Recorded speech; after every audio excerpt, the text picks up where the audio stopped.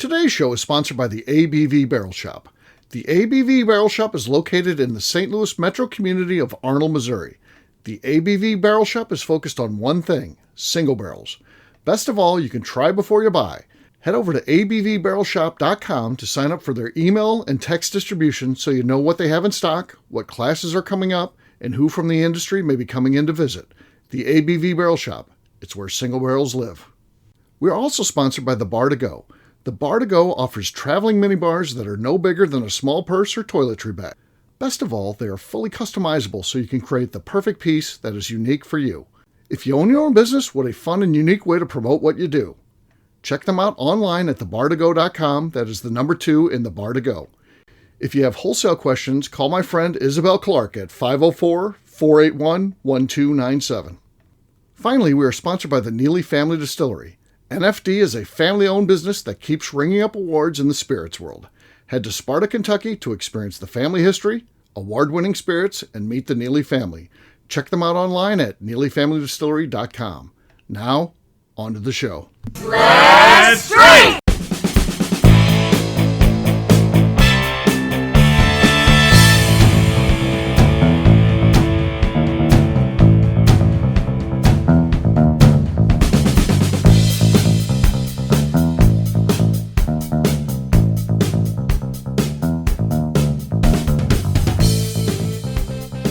Welcome to the Bourbon Daily, the podcast about everything bourbon delivered to you every day of the week. Today on the show, we talk about what happens to the duo of Steve and Bo as Steve retires.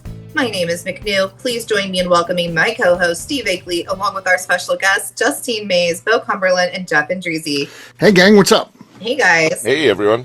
Hey-oh. So, yeah, we're going to be talking today about retirement and where does it stand. Bo and I have collaborated on a bunch of projects through the years, and where does that kind of stuff stand in moving forward. So we'll get to that after the break. For right now, Justine Mays says there's something she wants to talk about. What is that, Justine? Okay. So I was just recently in Nashville for my job for a few days, and we have plenty of conversations about celebrity brands for whiskey and bourbon. How do y'all feel about all of these celebrity bar/restaurants on Broadway in Nashville? They're no better than an Applebee's. Like, they are just celebrity Applebee's. Indy's actually getting a big red by Blake Shelton, and I don't know why the hell they are.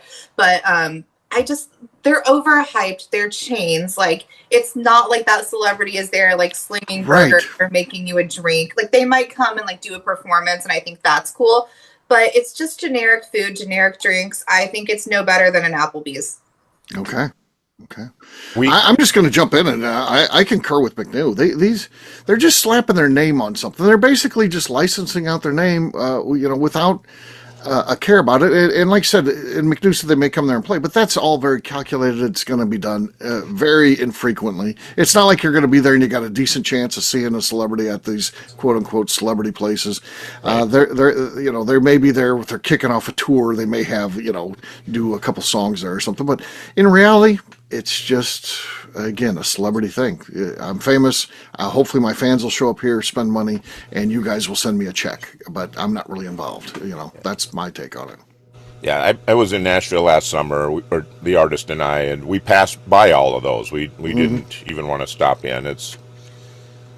When you don't hear that they've got something special, and there's music coming out the windows like every other place, and yeah, and Broadway's so cute. Like, Broadway has the classics. Like, I don't want to go to freaking Big Red or Morgan Wallen's or Jason Aldean's Trash Dump when there's Tootsies and there's Losers. Like, there's all the classics you could go to instead. Yeah, buy local. Yeah, for sure. What about you, Bo? You probably get all into that. Going on. Yeah, I love them. No, it's the same, but I think that way about the celebrities or anybody that starts a brand of whiskey or whatever. There are a few that, like, they put actual blood, sweat, and tears into it, and so I can respect that. But the 90% of them that just slap their name on a bottle, and yeah, I could care. Which I don't like large crowds, and I don't like Nashville, and I don't like any of that stuff. Yeah, Nashville's pretty crowded, so yeah, it doesn't sound like a good fit for you for sure. So, but yeah, yeah. We've got here's a weird one. We have a Kiss restaurant in St. Louis. I have no idea why. Really? There's no connection to Kiss here or anything like that. Of all places, Kiss. And again, they've been there, but it's not like they hang out there at all. I think they were there for the grand opening, and that's been it. So, yeah. So like it's Kiss sponsored, like they own it. It's not like a super fan being like, I want to open a Kiss. No, it's a Kiss like Gene Simmons, Oh. Peter Criss, yeah, Paul Good. Stanley. I mean, That's those so two. weird. That's a weird Peter Criss. location Yeah, for that. it is So strange. It's officially branded through them. Is that? Yeah, officially branded through them. And it's been in business a while now. I bet you it's been in business 5 years. I thought it was just going to come and go because those places tend to not. I've never even been there, but they tend to not have great food, and it's all about you're a Kiss fan. Well, if you're a big Kiss fan, you go once, right? And then do you go back? I don't know. That's typically not the thing. And we're not like and they're not even like in downtown. Downtown I could see because you get tourism. You get people go to the zoo and they go to the park and all that kind of stuff. This is out in West County. It's it's from St. Louis City. It's 30 minutes out in an area that's just restaurants and shops. Are they known for anything that you know of, or are they doing chicken strips and burgers and all the standard I think stuff? like chicken strips and burgers and stuff. Yeah. Well, I checked with the menu. there was some documentary I was watching, and Kiss is notorious for just slapping their image on something so they get paid. Yeah. Like there was no reason for them to have like action figures and cartoons and Coffins. They licensed. So they're just probably like, do we get paid? Sure. Right. Put our- So you're probably right, McNew. How that goes down is I assume there's probably a restaurateur, somebody who is probably a big Kiss fan on a personal basis, and then reaches out to their company and says, I'd like to license this. Could we do a Kiss restaurant here? And, they're like, okay, yes. And like I said, it must be, food must be okay, I guess, because like I said, it's been in business now for about at least 5 years, I think. So, but it's a strange one.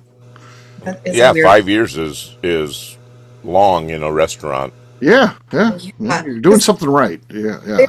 There's restaurants here. There's a coffee shop downtown Indy, and it's all like horror themed. It's like horror movies and Halloween stuff.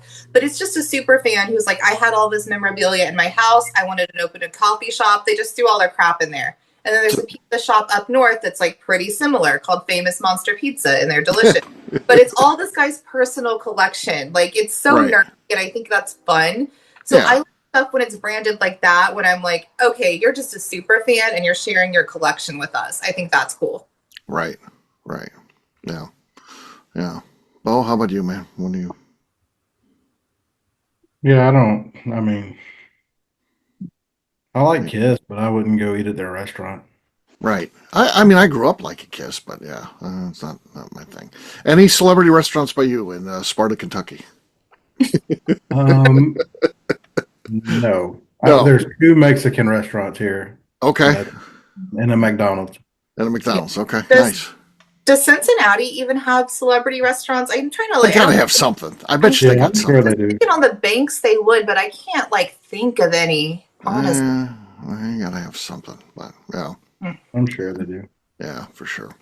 On that note, guess what, gang? It's time to drink. What is everyone drinking? Let's start this time with Justine Mays. I don't know what I have. Okay. I will do this. Dark Arts. This is my pick for the Barrel Shop. Okay. Oh, that was really good. That's going to be tough to beat. Next up is Jeff.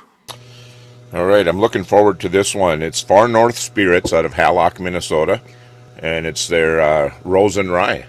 Okay. Oh, that sounds interesting. Well, that was cute. It was good. It'd be enough to win a lot of them, but Justine's was, same loudness, but much bassier and deeper pitch. Hers wasn't a pop gun. Right. So, McNew, you're next. I have some Castle and Key. Okay. Nothing there. Nothing going on. I'll go next. Sazerac, 125. I think I got this the same time Jeff got his. Yeah. I think. Nothing there.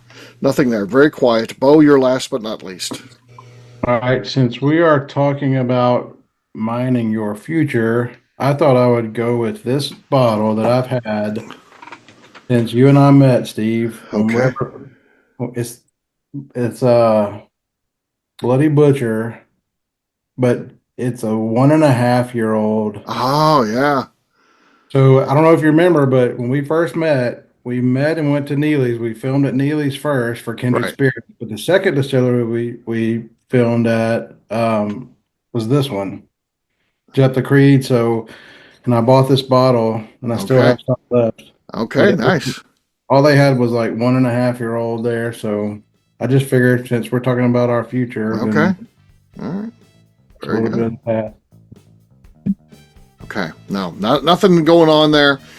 Justine Mays, congratulations to her. She wins again. Cheers. On a roll. All right, we'll take a quick break, and then when we come back, we're going to be talking what happens with Steve and Bo. We'll do that in just a few.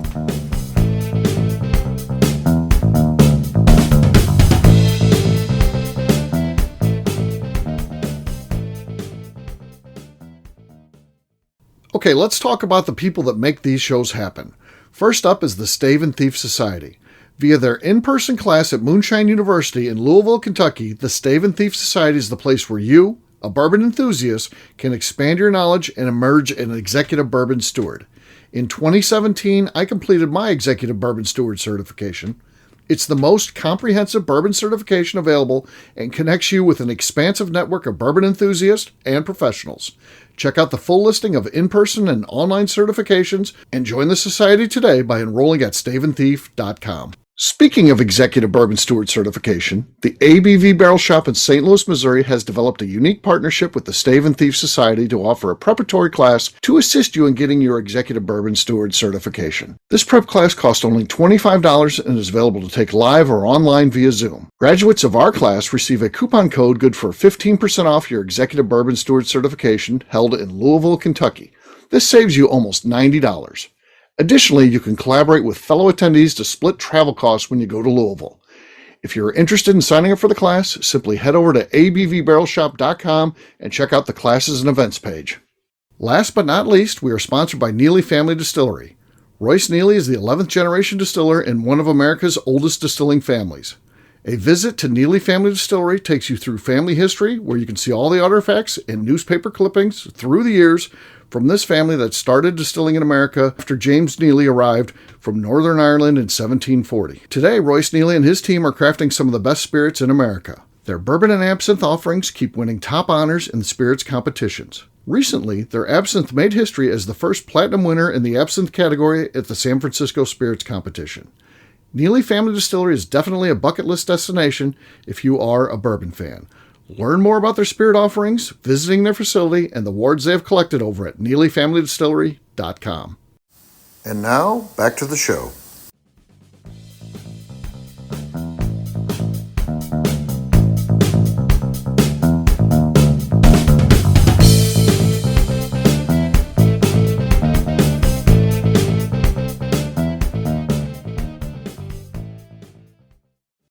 Hello, this is Jeff from Iowa, and you're listening to the Bourbon Daily with Steve and Miss Becca Sue.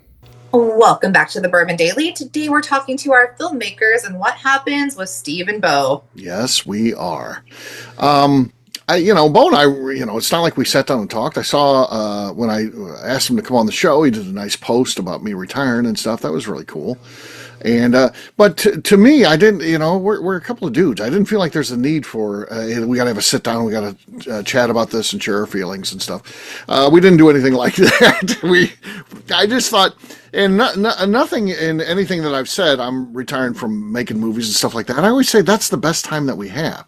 And there's no schedule. Again, if you look into what everything that I'm talking about retiring from are things that leave me beholden to a schedule. You have to do a show that comes out every day. You have to do a show that comes out 6 times a month. You have to do a publication that comes out every Friday, or another one that comes out every twice a month, or there's a store you got to be at every day. Those are the things that I'm retiring from, not things like movies and that. And, Bo's incredibly busy, and there's not a lot of opportunity, and I've been also incredibly busy. So you combine those two things. There's not a lot that we've been working on here recently, but moving forward, I'm hoping there's opportunities to do some things. What about you, Bo? Where do you fall on that?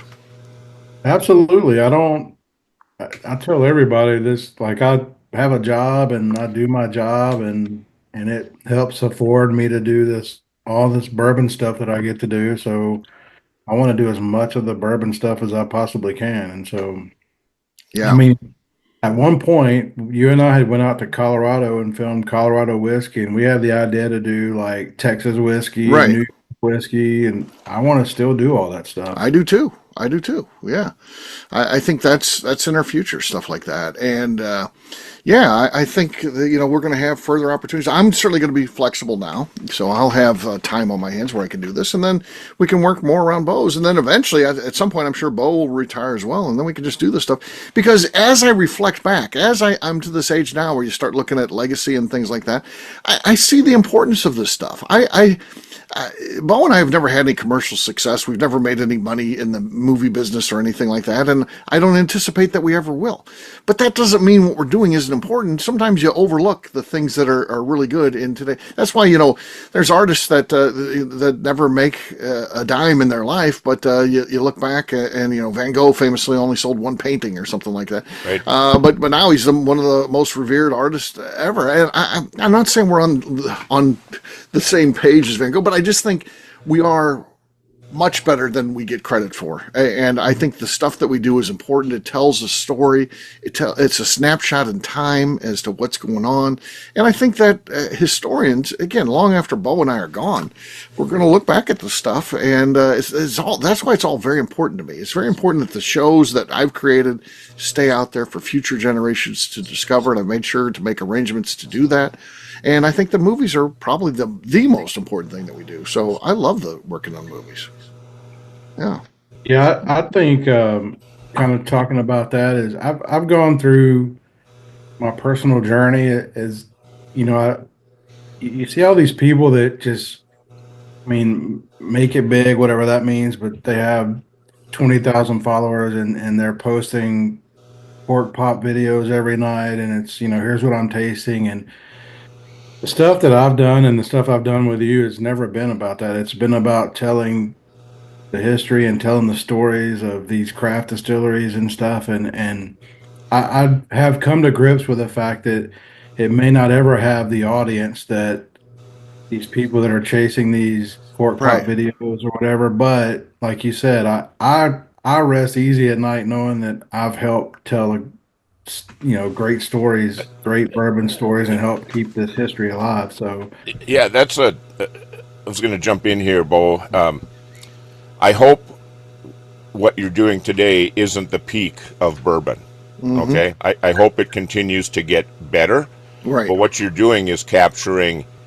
It was great now for what we know today, and it's going to show. And then you or somebody else 20 years from now maybe will capture what's great and what's different. But you've already you've captured some of the best stuff right now. And that's the story. And so Steve's talked about it a lot. This stuff is preserved. It's out there. You plan on it being there for anybody at any time. Yeah. Yeah, and right now, I continue to do so. We just had an interview, and as we record this, so this is Friday, we just recorded with him on Thursday, and the show came out today. It was with Jim Rutledge, and it ends up being like a 2-hour interview. And again, he told stories he's never told before because he's an 82-year-old guy at this point, and he doesn't care of the repercussions of telling things how they exactly are. He's Jim Rutledge, and it was one of our greatest interviews ever, and he told so much stuff about Four Roses and things like that I never knew. Even like, Mellow Moments was named after him because he was always looking to create a whiskey that was easy drinking, that was mellowed. He always said that it's got to be mellow. If it's got a harsh bite to it, I don't want it. Everything that we're going to sell is going to be nice and mellow and easy drinking. So when they come up with the idea to create a club, they're like, "Hey Jim, I think we're going to go with Mellow Moments because you like that." And then he was like, "Yeah, fine." I had no idea. I never heard that story before. I think it's cool. I shared on the Bourbon Show, so I love what we're doing. And off the air, he talked to me about, hey, the bourbon industry's going to miss you, man. This is a hit. that the industry's taken in a time when it doesn't need to be taking hits. And I felt good about that because, there are people that care. We don't have a huge mass audience for stuff, but the people in the know care, and that's what's important to me, right? Same for you, right, Bo? Someone like Jim Rutledge cares what you're doing. That's pretty cool, isn't it? Yeah, absolutely. And that is why I think you keep doing it and I keep doing it is because, I mean, sure, you're always going to have the people that try to crap on what you're doing because they can't do it. But, when these people or when somebody, and I do have people will contact me and say, thank you for doing this piece or doing what you do. Right. And if it's 5 people that watch it, I don't care. It's 5 people that appreciate it. And that's why I love doing it. Yeah. Yeah. I'm at a loss to figure out, why people are so engaged with whatever they get engaged with. It seems like if you're truly a bourbon fan, you'd like the content that we create, and Bo and I should be the biggest thing in bourbon. But it's never been about that, so we don't care. But in reality, I'm like, why do you want to watch someone shopping in a liquor store? Or why do you want to watch somebody saying, I'm going to taste this blind and give you my tasting notes? Why is that a thing? Why get it for yourself and try it? I don't understand. When my kids were little, my older two, they're in their mid-20s now, but when they were younger, especially my son Caleb, he would sit and watch hours of somebody unboxing a toy. Mm-hmm. And I would say, I'll go buy you the damn toy. Like, right.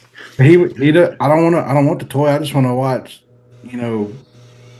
right. Joe or whoever it is play with the toy. And it's like, what the hell? I've made millions off unboxing. Yeah. Unboxing videos or just playing video games. My nephews would come and they'd be watching this YouTube all the time. It's just a guy playing the video game. I'd be like, you got that game. Yep. Just play it. Just play the game. Just play the game. No, we're watching this one. Now, I don't know I just can't even understand, I will say, I mean, I've seen a video or two where it's like, somebody's tasted a product and described it, and it's like, I may not have had the care to go buy it, and then I'm like, okay, I think I want to try that, and I'll go buy it. So that has happened a time or two, but I just know so many people that, I mean, they will endlessly watch videos hour after hour of people tasting whiskey and giving their tasting notes, and it's like, I don't get it either.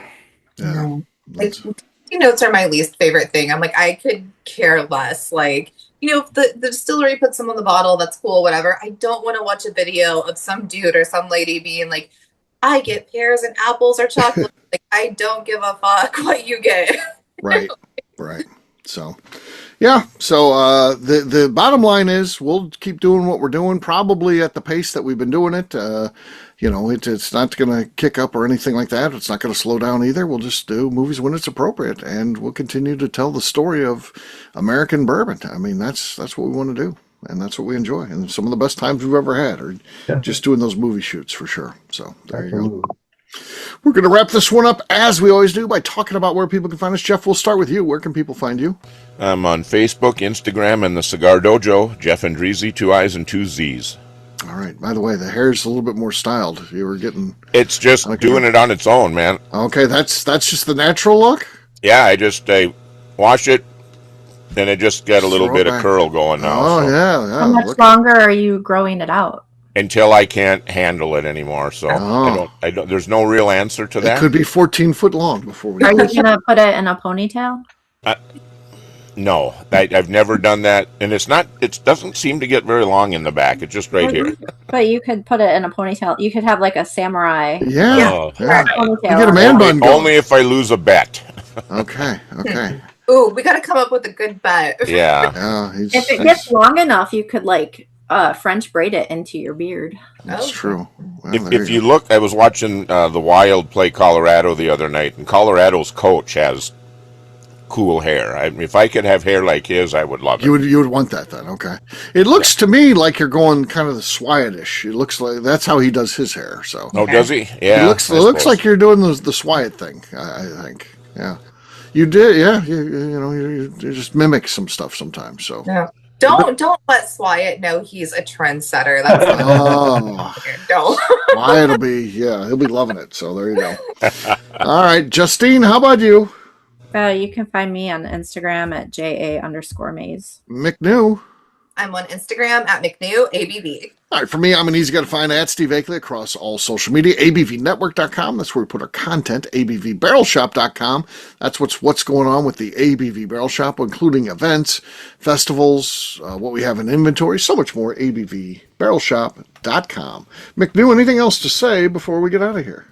I'd like to remind the audience to please give us a 5-star review that includes comments. It helps new people find the show, which is very important to us. And if you like what we're doing, we ask that you please visit our Patreon page at patreon.com/the ABV Great job today, gang. For our audience, we'll have a brand new show for you tomorrow. Looking forward to that. Until then, take care, everybody. See ya. Bye. Bye.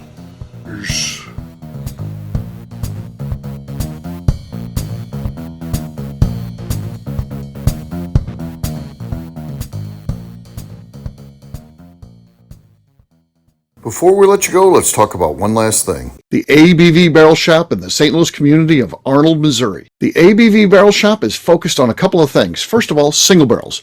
We are the place where single barrels live. We go to distilleries, taste through the whiskey, select the best barrel, and have it shipped to our store where we present it to you, our customers, by allowing you to try before you buy. We're also known for the classes that we have in our education center in the store, as well as the events we have with industry professionals from the bourbon business. If you're in the St. Louis area, please come by and visit us at 6 Fox Valley Center in Arnold, Missouri. Or at a minimum, at least sign up for our email and text distribution so you know exactly what's going on in our shop over at abvbarrelshop.com. This is Steve Akeley, owner of the ABV Network, signing off. We thank you for listening to our programming and truly appreciate your support. The Bourbon Daily is part of the ABV Network. For more information or to become a sponsor, please visit abvnetwork.com. Thanks for listening and cheers. This has been a Steve Akeley production.